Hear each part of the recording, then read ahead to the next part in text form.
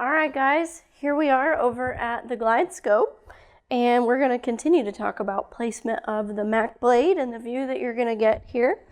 Once again, you have a MAC 3 and a MAC 4 on the video laryngoscope as well. Here we have Glide Scopes, like I'm sure many of you do. Same exact style and curvature of the blade. Measurement from the hyoid to the end of the curve at the lip is going to be the same with these guys. And I'm going to show you quickly how to plug it in.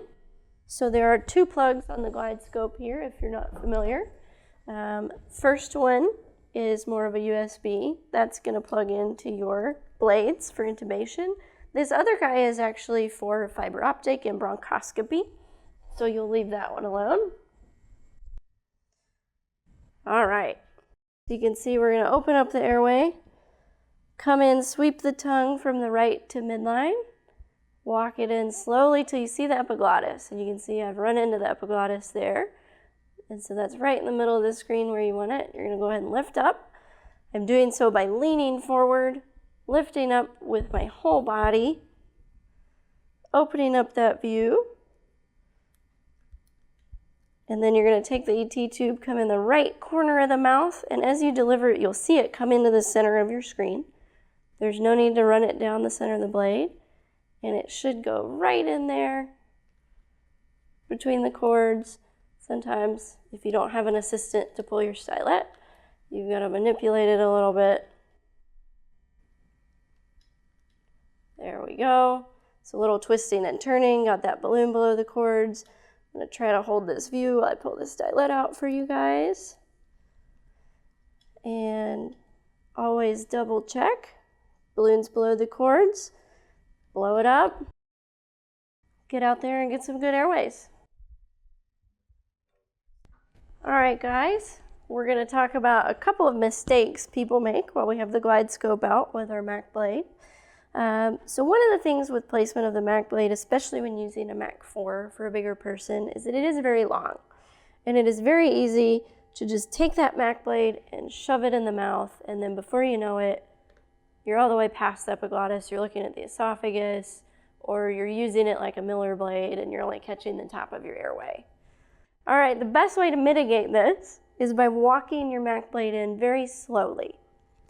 So don't get too excited. You're going to look in the mouth. You're going to put the end of that MAC blade on the tip of the tongue.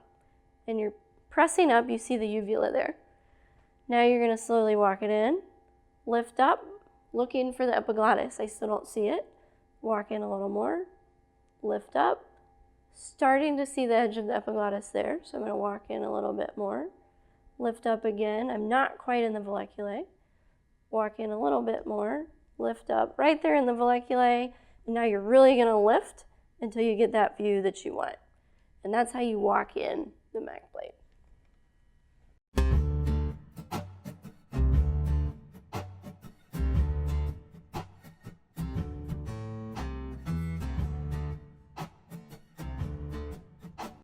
All right, going back to positioning while we have you guys at the Glide Scope here, so you can see some pitfalls of poor positioning. A lot of people with the Glide Scope, they go in and they see the epiglottis and they can't get the view that they want.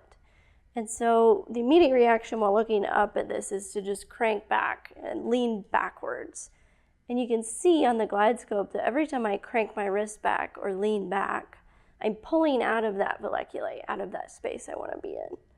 And so the best way to mitigate this is to go in, keep your elbow tight next to your body, get in the valleculae where you want to be, and then lift up.